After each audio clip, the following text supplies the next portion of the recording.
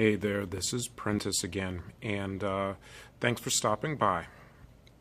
The thing that I want to talk to you about today is when we're all coming up with our fitness lifestyle or adding things, these physical activities that may enrich our lives, naturally, unless you're a professional athlete and you get paid to do this, things are going to get in the way.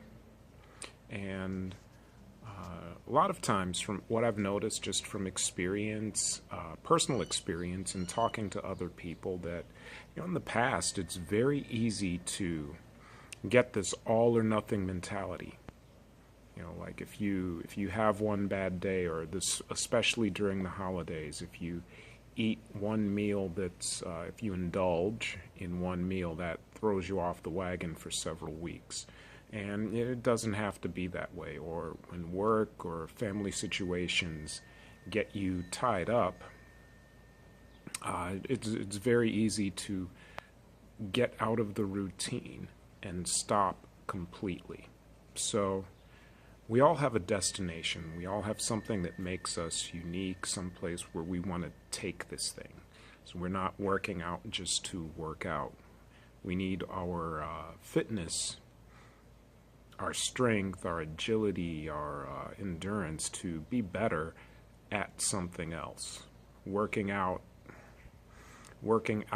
in and of itself is not the objective. But what I want you to do is think about intensity. If you know that you're going to be pressed for time, take something that's in your practice. Take one element.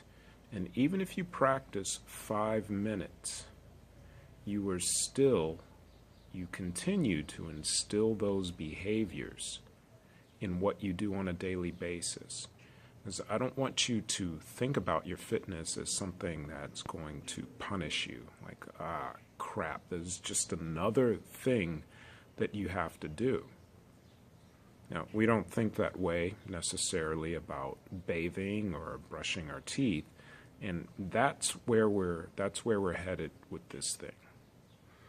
In very many spiritual practices, it's written that the body is a temple, and we want to treat it as such. Maybe we're doing the right things with eating and keeping it clean, and doing the appropriate medical checkups, dental checkups when they need to happen. But with our fitness and from the functional standpoint, working on that mobility and stability so that we can go hardcore with other things, that all or nothing mentality, when we can't get in there and get a monster session and a tough session in, I don't want you to be ever in that position. So we want to learn how to scale our activities. Number one, if you know you're going to be pressed for time, one thing that everyone can do is work on basic flexibility exercises, work on some stability exercises, some floor work. Probably show some of that in future videos, and work on meditation. And you're going to have to sacrifice a little bit. Maybe you set your alarm 15 minutes earlier, and all you have time for is 15 minutes. But guess what? That's 15 minutes that you're putting in the bank. Not only are you doing something beneficial for your body, but you're creating the behavior. That's what I want you to do. You want to create the behavior. It's like I've said in previous videos, you're going to hit your outcome. You're going to lose weight. You're going to be able to perform and press the weight that you want to press. You're going to be able to run the distance in the time that you want to. You're going to hit those milestones, I guarantee it. But we're in this for the long haul, and if you have those behaviors and you're doing something with yourself every day, it will be less likely that you will miss. And then, like I said earlier, you'll be able to scale. On days that you can be more intense, you can be more intense. On days when you have just enough time to go through joint mobility and stretch and meditate, then you can do that. Now, the other thing that I want to touch on today is this note about intensity. Okay, and at this time, it's been popular in the news. There are some places where it's still felt that you really have to kick your butt in the gym, and or in your wherever it is you work out. And first of all, that's not true. And second of all, if you go 100% all the time, you leave it on the mat all of the time, where's your recovery? Where's your recovery? How are you getting better? How are you allowing yourself to heal?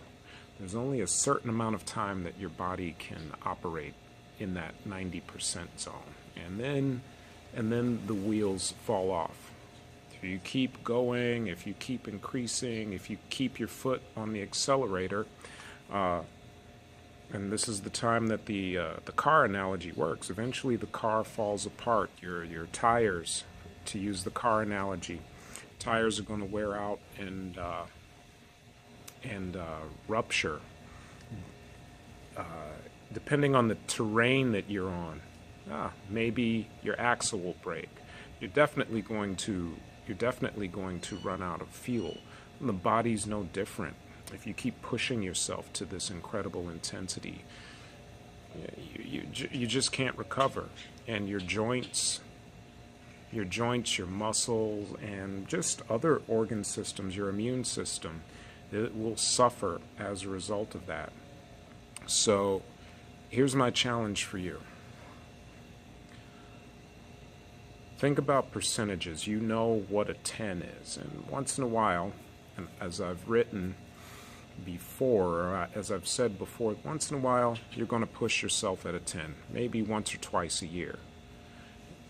But everything else is going to be a 7.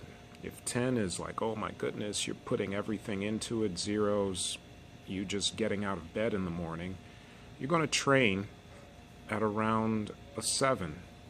And some days you'll be able to train at a 4. I mean, and the point of this is that you can get results, but you want to do it, whatever it is you're doing, you want to be able to do with the minimum effective dose. Don't waste 100% on something that you can get done just as effectively and efficiently with 65-70%, because unlike a sports situation where we're racing a time, beating the clock, you got other stuff to do, and you don't want to waste it all in the gym. So until next time, train smart, and please, at the bottom, leave your comments. And if you want to jump over to the Functional Fitness Over 40 Facebook page, just stop over there and say hi. And I'll see you soon.